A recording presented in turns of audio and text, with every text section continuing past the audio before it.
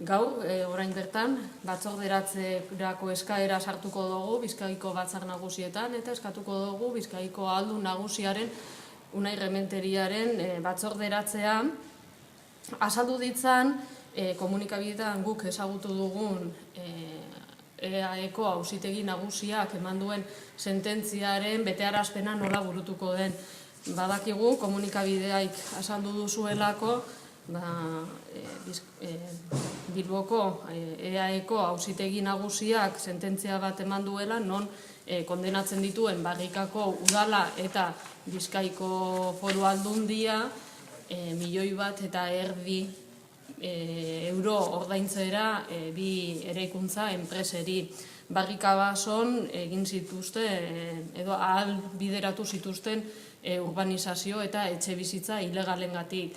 Orduan guk eskatuko dioguna da batzorde horretan azaldu diezaguten nola iritsi zen eraikuntza enpresa horiek baimena izatera han etxebizitza batzuk eta urbanizazio bat baimentzeko, hori posibilitatu ahal izateko, zein irregularitate eman ziren etxebizitza horiek eta urbanizazio horian eraikitzeko eta nortzuk izan ziren hori posibilitatu ahalbideratu zutenak.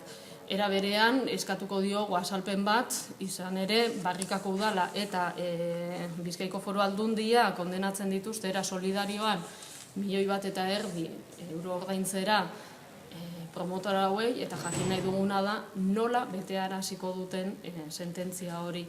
Azkenik ere baita esango diogu eta galdetuko dugu eta jakin nahi dugu ia erantzunkizun politikorik izango den sententzia honen harira. Hau da, sententzia bat eman da, zerbait ilegala egitea ahalbideratu zelako eta orduan jakin nahi duguna da zerbait ilegala nork ahalbideratu ahal izan zuen eta Bizkaiko Foru Aldundiak horren harira zein prozedura zabalduko dituen bere etxe barruan erantzunkizun politiko horiek argitzeko.